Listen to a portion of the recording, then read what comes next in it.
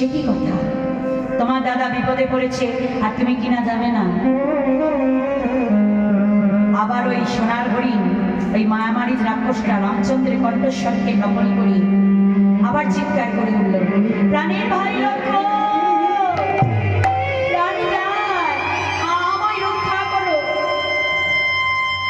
ভাই লক্ষ্মণ, আর বিলম্ব নয়, সত্যি বলছি তোমার দাদা হয়তো বিপদে পড়েছে, শীঘ্র করে যাও। তখন থেকে প্রাণের ভাই লক্ষ্মণ, প্রাণের ভাই লক্ষ্মণ বলে চিৎকার করছে, যাও ভাই। লক্ষ্মণ বলছে, না, আমি তোমায় ছেড়ে যাব না। আমি দাদাকে কথা দিয়েছি, যতক্ষণ দাদা ফিরে না আসবে আমি তোমায় ছেড়ে যেতে পারবো না।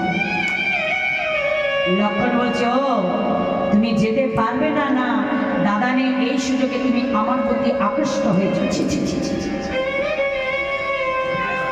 একই কথা শোনালে মা, হতে পারে তুমি আমার বৌদি, কিন্তু তোমাকে আমি মাতৃজ্ঞানে পূজা করি। জননী জন্মভূমি তুমি আমার কাছে মায়ের সমান, আর তুমি কিনা এত বড় কথা আমায় শোনালে যে আমি তোমার প্রতি আকৃষ্ট হচ্ছি। শোনো মা, তুমি যখন এত বড় কথা শোনালে আমি যাব দাদার কাছে, তবে শোনো, আমি একটা তীর দিয়ে গন্ডি টেনে দিয়ে দেব।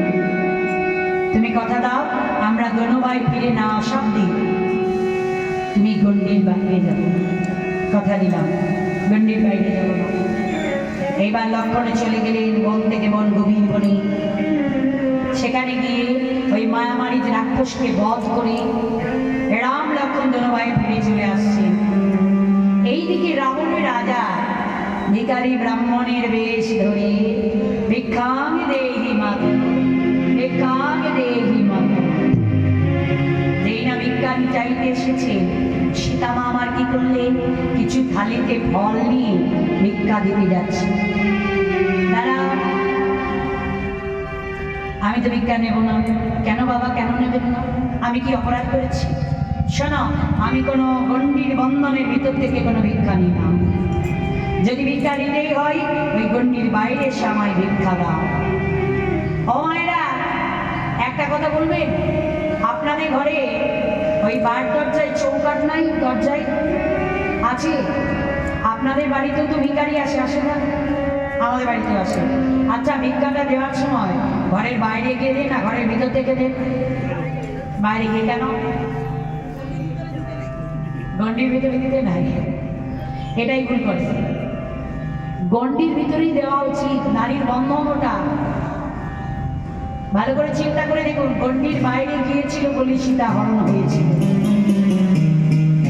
কি তাই তো বাবা? যদি গণ্ডির ভিতরে থাকতো তাহলে তো হরণ হতো না।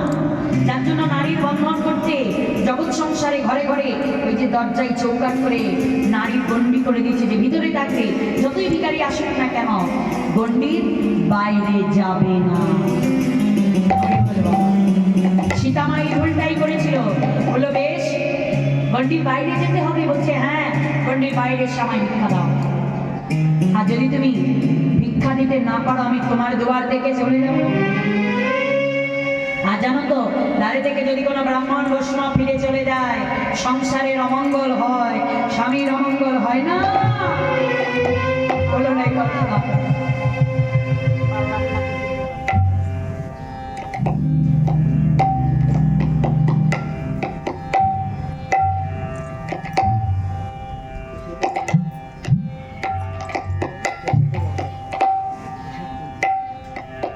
হরি বল বাবা। এবার দেখুন, যেই না অমঙ্গলের কথা বলেছি, সীতামা সাতবার চিন্তাই করে দিলেন যে কিছুই না আগে স্বামীর আত্মনাথ চিৎকার শ্রবণ করলাম, যদি স্বামীর কিছু ক্ষতি হয়ে যায়। না না, আমি ভিক্ষা দেবো। দাঁড়ান বাবা, আমি এখনই ভিক্ষা দিচ্ছি। যেই না গণ্ডির বাইরে গিয়ে ভিক্ষা দিতে গিয়েছে, রাবণ রাজা নিজ মতে ধারণ করে চুলের মুঠি ধরে টানতে টানতে নিয়ে চলে গেলেন অশোক কাননে। অশোক যেখানে কোনো শোক নাই বাবা, অশোক কাননে গিয়ে সেটাকে বন্দিনী করে দিল। এইদিকে রাম লক্ষ্মণ দোনো ভাই পত্র কুটিরে এসে দেখছে সীতা, সীতা, কোথাও সীতাকে পাচ্ছে না। পত্র কুটির শূন্য পড়ে আছে। এবার এসে মনে করে সীতা সীতা সীতা করে পাগল হয়ে চারিদিকে ঘুরছে, কোথাও সীতাকে পাচ্ছে না। রামচন্দ্র অবশেষে পরিশ্রান্ত ক্লান্ত হয়ে আমার দরজাটা বন্ধ করে অযোধ্যারে সীতা সীতা করে কাঁদছে। এইদিকে কৈলাসে হর পার্বতী রামচন্দ্রের চোখের জল দেখে আর স্থির থাকতে পারছে না বাবা। পার্বতীর বামে নয়নে জল, ভোলানাথের দক্ষিণে নয়নে জল। ভোলানাথকে বলছে পার্বতী, স্বামী গো তুমি কাঁদছো, কি হয়েছে দেখো। ত্রেতা যুগে রামচন্দ্র কাঁদে, ভগবান কাঁদে, আমি সহিবারে রামের নয়নে জল। একটা পুরুষ কখন কাঁদে, যখন গভীর আঘাত পায় তখন একটা পুরুষের চোখে জল আসে। রামচন্দ্র কাঁদছে, আমি সহ্য করতে পারছি। পার্বতী তুমিও তো কাঁদছো, ওই যে ভগবান কাঁদে। সীতাকে কতটা ভালোবাসে রামচন্দ্র, এত বিভোর হয়ে ভালোবাসে, অযোধ্যারে কাঁদছে, রামের নয়নে জল সইবার। ভোলানাথ বলছে পার্বতী শুনেছি তোমার আর একটা নাম মহামায়া, যে মায়ায় পড়ে তুমি জগৎ দুনিয়াকে ভুলিয়ে রাখো, যে মায়ায় পড়ে ভগবানের মতো নাম ভুলে যায়, লোকে সব ভুলে যায়। তোমার এমন কোনো মায়া নেই যে রামচন্দ্রের চোখের জল নিবারণ? পারি, অবশ্যই পারি। আপনি যদি আদেশ দেন তাহলে রামচন্দ্রের চোখের জল আমি নিবারণ করতে পারি। যাও শীঘ্র করে গিয়ে রামচন্দ্রের চোখের জল বন্ধ করে এসো। পার্বতী মা কি করলেন? একটা মায়া সীতার রূপ ধারণ করলেন। মায়া সীতার রূপ ধারণে করে এইবার ওই পত্রকুটির এসে বড় আদরে ডাকছেন, রঘুমণি রঘুমণি দরজা খোলো, আমি এসেছি। যেই না রঘুমণি বলেছে, দরজাখানা খুলে দিয়েছে। দরজাখানা খুলে দিয়ে জননী জননী বলে চরণে লুটাইয়ে বলেছে।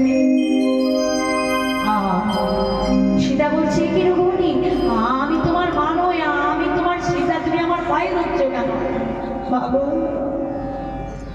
সন্তানের ব্যথা মোছাইতে, সন্তানের চোখের জল মুছে দিতে তুমি আমার কাছে এসেছো। মা ছাড়া সন্তানের ব্যথা কেউ বুঝবে? মা ছাড়া তো কেউ বোঝে না। তুমি এসেছো মা, আমি তোমার মা নই, যে দেখো আমি তোমার সীতা।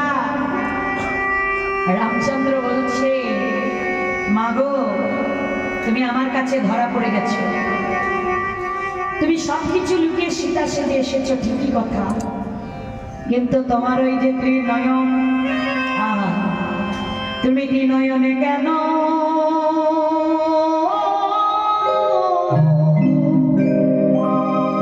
লুকাওনি?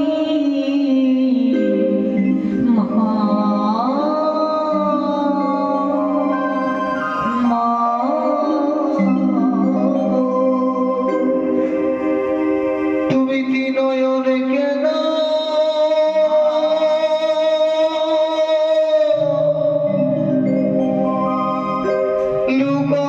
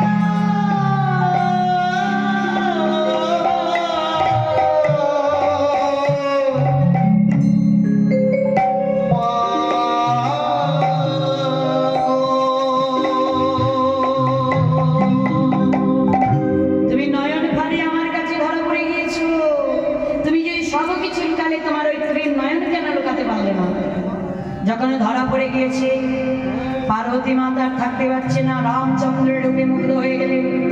রামচন্দ্রকে বলছে, আমি যখন তোমার সীতা রূপে এসেছি, আমি তোমার প্রেমে বিভোর হয়ে আমি তোমার সাথে বিলাসী করিতে চাই না।